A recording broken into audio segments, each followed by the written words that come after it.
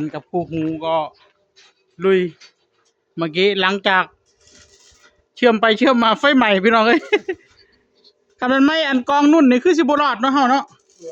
สมมุติว่ามีกองนุ่นใหญ่ๆท่วมเฮือนนี่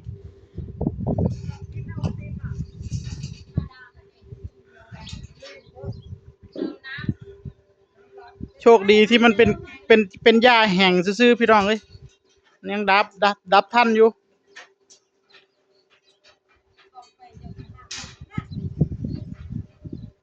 เหลือเหล็กอยู่อีกเส้นเดียวนะก็จะหมดแล้วท่านเหล็กหมดแล้วก็พอวันนี้ไม่มีอะไรทำแล้ว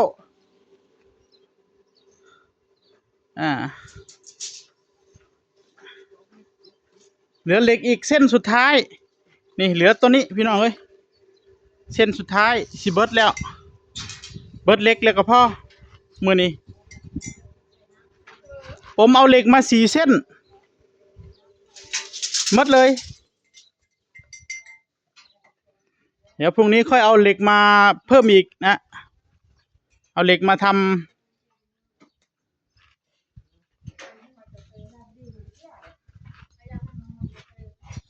โอ้มันคือลายต่อเถอะตะเพียนเห็นปะบอกเอาจ้ะ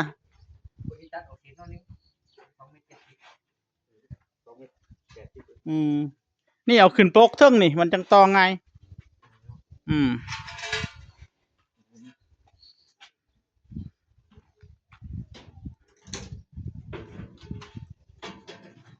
อืม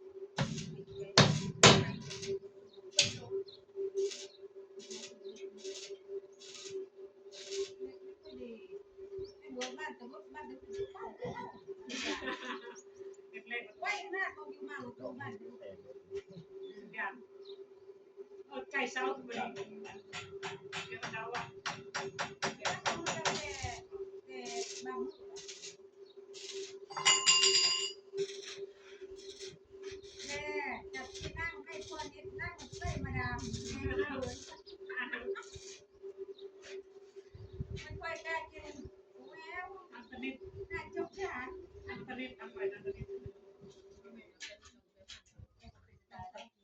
ก็แซวแล้ววะก็แซวแล้ววะแก้วน้ำตามไม่ฝ่าย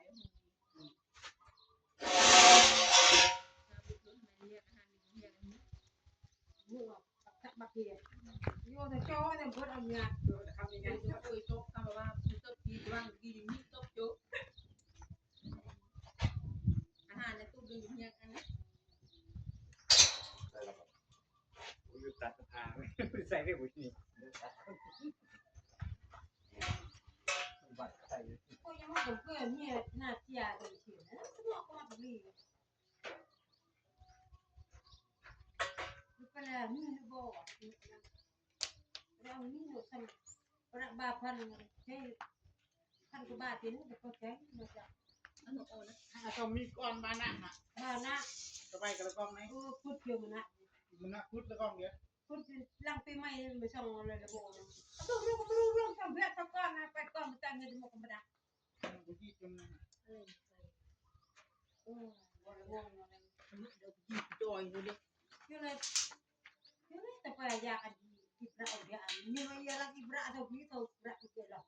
ขณะแกไฟยังอะไรกระเท่าแต่เตะมันตกอะไรกระเท่าจะดูโยเท่าองค์ก็แตกพระที่มีแบ่งมาละ500 2ใบไม่ตัดไหนเปิดมันยังตลาดสดขายลูกเคยกวาดขยะไม่นะวะเคยเท่าไรกวาดขยะดีวะอ่ะคำว่าเคยเฮือกข้างบ่เคยเฮือกอันเปิดยาเท่าไหร่ยางอันวะดีวะอ่ะคำบ่เคยเฮือกอันเปิดยาเท่าไหร่คลิปในแรงกูไปหรือบุยรถละ4-5,000ลองลงไหมพี่น้องก็เบื่อลูก4-5,000ดูนี่เราจะไปแอบดูลูกเคยคุณตาพี่น้องอะไรจะแม่เนาะนี่เคยคุณตาได้งานดีกวาดขยะแต่ลูกหัวท้ายกวาดขยะเรื่องจับได้เรื่องระบบที่มันได้ที่มันได้เจอมาดังรู้คือกวาดขยะไม่กวาดตัดโลแบบตัดโลนะหรือว่าจ้างลูกเคยมากวาดบ้างดีไหมอะไรที่มาพระเองลงเลยตะพุ่มถ้าจ้างเนี่ยอาทิตย์ละย่างก็คุ้มนะผมเลยไปจ้างเนี่ยกันได้นะที่อะไรตะพูดู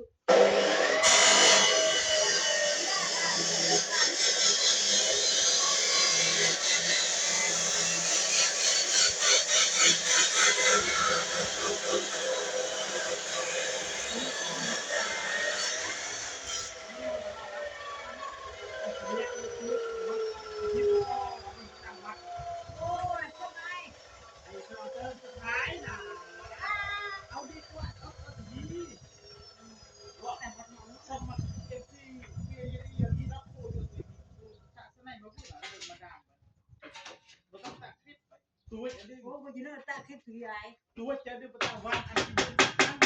ยกตำราเป็นเรื่องว่าความเป็นต้นมาดีละแต่วัดเนาะคุณจะได้เราต้องถ่ายคลิปนะดีกว่าสิถ้าทุกรถก็ถ้าทุกอันก็เป็นจิ๊บเนาะอันเลาะหน้าเปิดจะต้องรู้ด้วยเราตั้งวัดละวัดเป็นมงวัดเก็บจูเบอร์เลยเทปพิศดไม่บอกคุยกันอะไรมาเนาะแม่ดึงไปตั้งวัดเหมาะกับเพื่อนที่อันบะหมี่หรือกุ้ยหรือตอนอะไรเรื่องไหนแต่โหได้โอ้แต่คลิปจะออนเพิ่มแล้วสิได้ตอนหรือกุ้ยเรื่องนะไม่เจอที่วัดเลยไม่พูดมาเช่นก็ต้องไล่เพื่อนอะไรก็เปิดอีกอะไรเอานึกนะเคยอุ่นตะมันเลยเราบุกไปตัดมันเราเท่าไหร่ไปไปของตะมันเราต้องไปส่งประเนี่ยก็เลยเลยพอต้องอีกรวมนั่นนี่เลยยืมอะไรอันนี้เป็นโตอันประสงค์ใครหรออันนี้มันสงสัยตัวมีปัญหากับดีด้วยนี่เลยย่อทีเขาบอกที่ขับสู้แล้วอย่าพูดมาดังเรื่องเยอะนะอย่าขับตัวตามทางว่านะอะไรล็อกเจเลยจังนี่เลยจ้าโอ้ดับเสียงพวกเราบ้านเราไปดังหมดอ่ะทำเพี้ยนก่อนพระไปเมื่อกี้พระพัน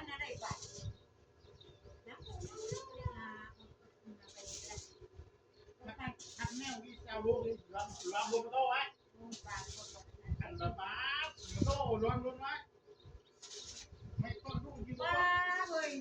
ตามเชือกไปโตแล้วบ่ละชุ่มทุกที มานั่งที่บ้านอันที่ผิดสังเกตเลยว่าคือโต๊ะอาจจะมาดูทั่วอันเราไปยกขึ้นมาตลอด อันก็อ่อนไปเลยไอ้คนอ่อนได้เลย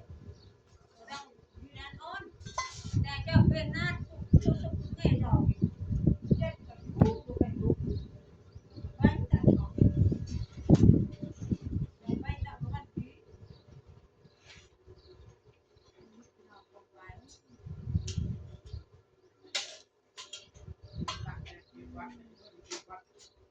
วัดตะกี้ละมงยังมียังที่ละมีวัดตาในได้วัดยังตะกี้มันจะมุนจริงมีตัวเจ็บ โชคเลยวันโชคเลย วัดโตเป็นวัด โชคเลยเละได้เป็นระบบกล้าได้เลยมูกล้ามาแมวตะกี้ได้อะไรที่ไป2,000ไหนโอ้สอบได้เลยครับพระ2,000ได้ว่าจะเจอบ่พระจะซื้อนี่บ่ว้า เลาะมงวัดที่อะไรลงไปที่ป้ายเนาะ เป็นเปรี้ยวได้วัดได้ได้เอามาเล็กเปรี้ยวได้พวกนั้นนี่แต่ว่าวัดที่เก่านี่ย่อเลย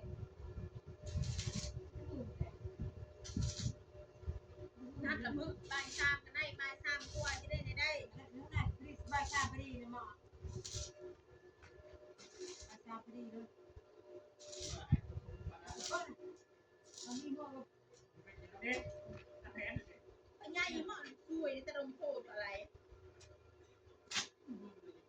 มือแป้งแล้วไปนะไม่ได้ไปที่ไหน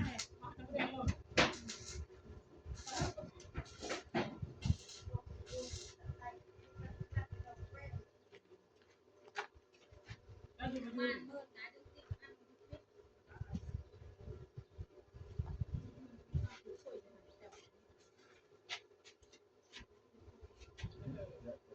หมดเลยนี่มันจัด นี่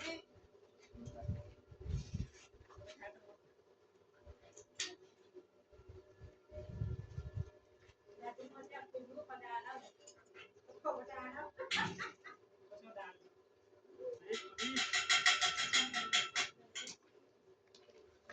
สว่างสว่างตัวหน่อย เยอะมาก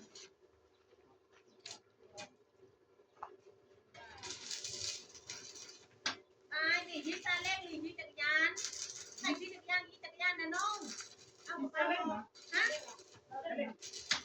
ปมาน้ำนะตายไปนั่นเอง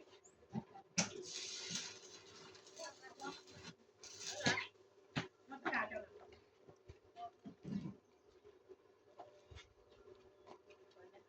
ถ่ายเพียงไปปีนมาหา เปียกดากเลยบัดนี้บ่ไปบ่นี่ มันจะแนะนำ อันยังนี่เขาเอิ้นถ่ายคลิปบ่นี่ ก็จักแล้วเรื่องราวตะไนนะ เออ โทรศัพท์เครื่องใหม่เว้ย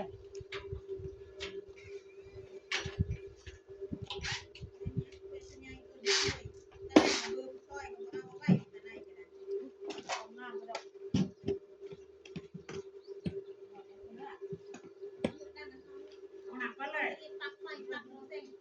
ต้มทุกน้ำเจ้าไม่ทำไมกันนะจะได้รีบเวลาสิบนะ